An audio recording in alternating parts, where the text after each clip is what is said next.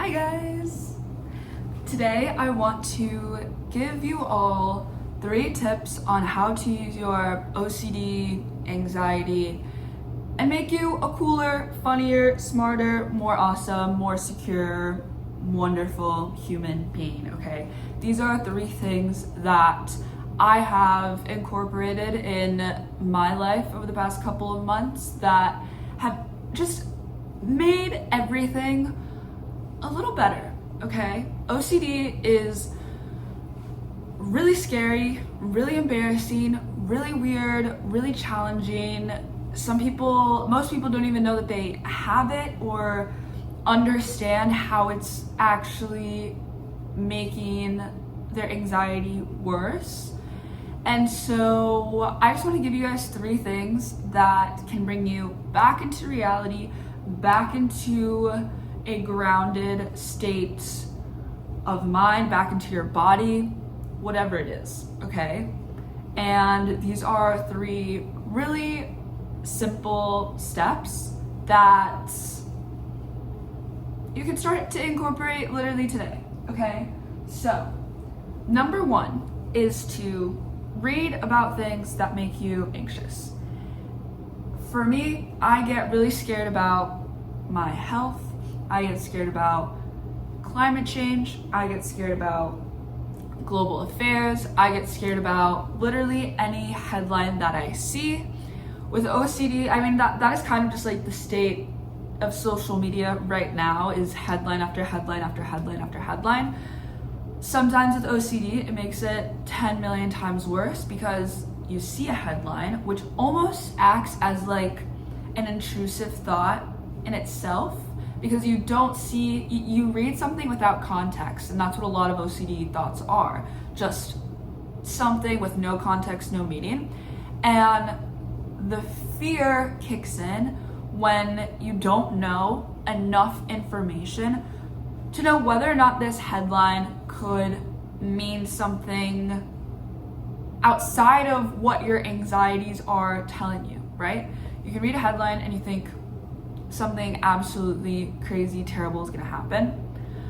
But what you need to do is pause, especially with headlines and any other kind of like intrusive thoughts that you might get when you're outside on the street and you get an intrusive thought that, I don't know, it's hard to come up with intrusive thoughts because personally I don't want to say things that might become true, but if you have OCD, you'll understand, or any type of anxiety and anxious thoughts, you understand what I mean when I say anything outside in the world can trigger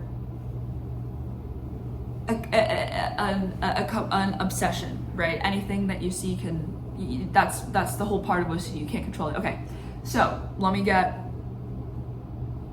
pause. Okay, my point is that when you read something, you see something, you get triggered by something, and these intrusive thoughts get in, pause and remind yourself, you don't have enough information to be anxious yet, okay?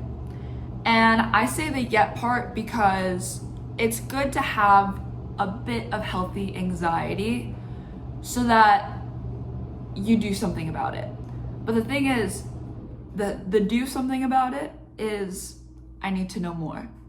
I need to read more. I need to read the article. I need to ask someone I love what they think about this. I need to externalize all of these anxieties that I'm feeling into the real world. And there's something about reading a book about climate change or global affairs, or whatever is making you really anxious. Health books, I'm working on that because online health stuff doesn't work. Okay, whatever. Now I'm getting ahead of myself. Anyway, whatever it is, find and do the research and do your background checking on the information, of course, that you're getting. Because if there's one thing about people with OCD, we love to research, okay? And you have to know the line between researching for your benefit and researching for your detriment. And that is something that no one can identify for you, and it takes time. You can get into it in another video, okay? But the overarching theme, the number one, literally just number one tool that I'm saying right now is, if something makes you anxious, read about it. Read about it. Because, yeah, new information is really awesome, and knowing the truth is also really awesome for your anxiety, okay? That's a long way to say it. Whatever. Number 2, do physical activity with no expectations, okay? Any physical activity is really, really awesome for OCD, because what is happening is you are finding ways to move this like mental energy into your body, to build muscle so that you can eat more, okay? To become stronger so that you can do more. So much energy is wasted on thinking that people with OCD and anxiety don't have the energy to literally do anything, okay? So what needs to happen is we need to use that mental energy and move our bodies, whether that be dancing or yoga or running, anything to get your heart rate up. It's gonna feel incredible. I started running a couple months ago, and when I first started running, I started running in the dark. And I say that to be dramatic and kind of like whatever, but I would literally just go on night runs. And I remember explaining it to my friend this one time. I was like, yeah, running in the dark is awesome because it kind of feels like you're running away from something, but like nothing's actually there and you're safe. That is why it's so beneficial for my anxiety, because it feels like there's something behind me chasing me, but at the end of the run, I feel totally fine, and the endorphins and the whatever, my cortisol, all of these things, okay? I feel great after it. During it, not so much. But what I'm saying is, now I'm getting sidetracked. Do it with no expectations, because what starts happening when you get a free membership to Strava for a month is you become obsessed with beating your personal records and beating your stats and feeling like shit when you've been getting faster, and then slower, and you think there's something wrong with you, okay? Don't do that. It's not good for your OCD. Tracking things is not good. Do things because they feel good for yourself, not because there's something on paper. What I did at the beginning of my run journey that I do want to start implementing back again, because I've been on the Strava side of things, is just to time your runs and map them out yourself. So leave the house, no phone, no music, whatever. You can fill in the blanks for what feels safe in your neighborhood, okay? I don't have to get into the details, whatever. Leave your place, check the time, and just run, walk, do whatever, and mentally check which direction you're going, okay? You know your streets, you know your neighborhood, you know how far things are.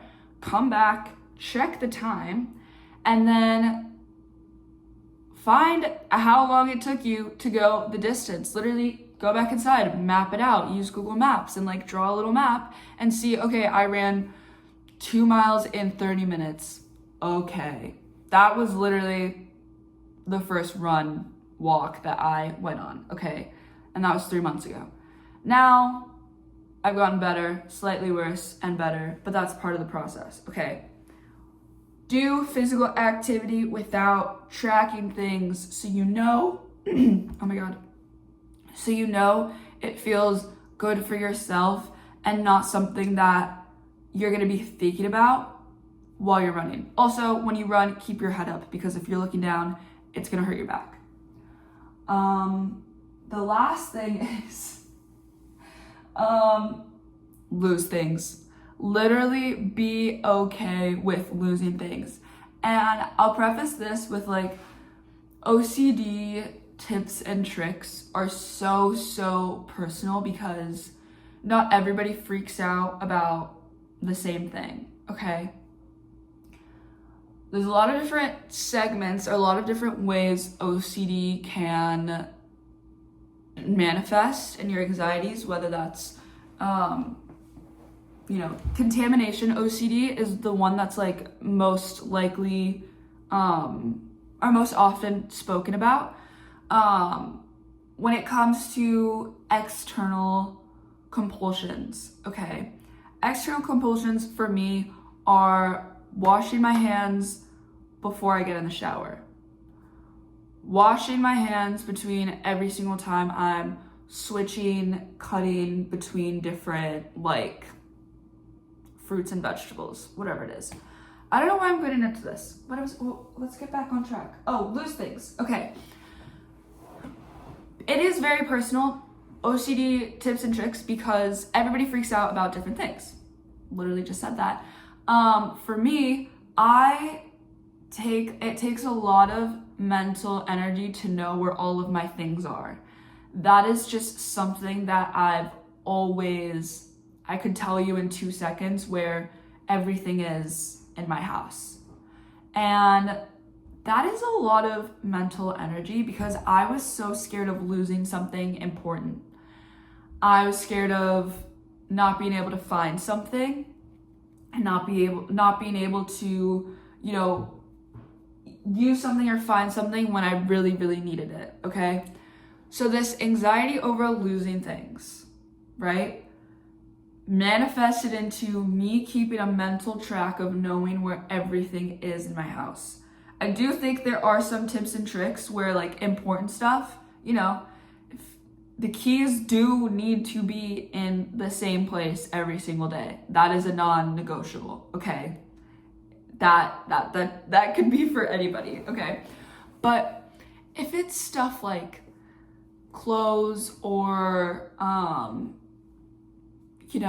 stuff that you don't like use every single day, but you're still keeping a mental like list of it, the way like I was, just be okay with losing things, okay?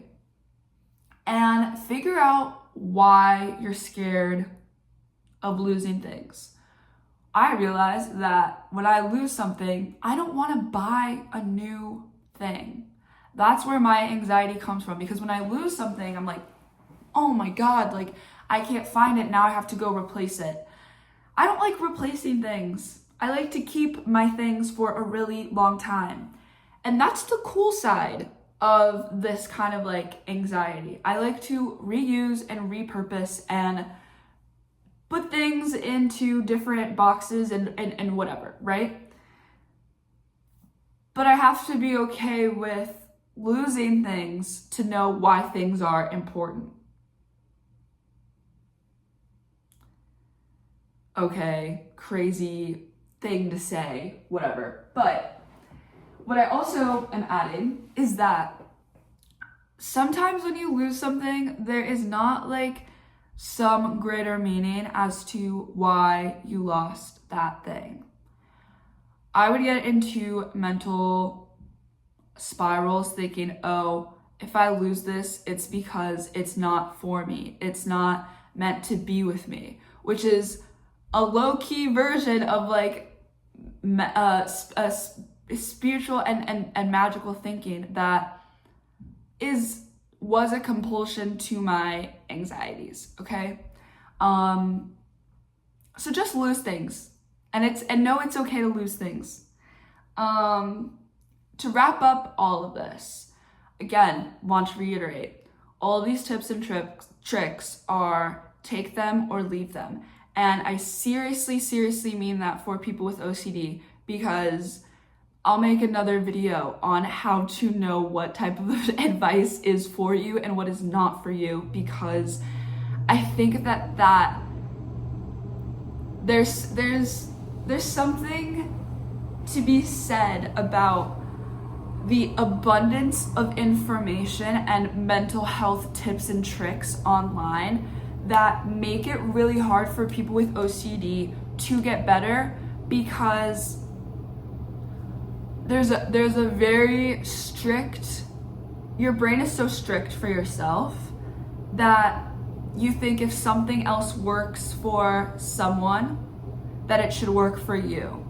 And everything just becomes self-destructive because you are not grounded and understand what works and what doesn't work. And again, that could be just me and my journey with OCD. And that is something that I'll talk about another time, but this video is already way too long and I think I said everything. So yeah, that's it. Thanks guys.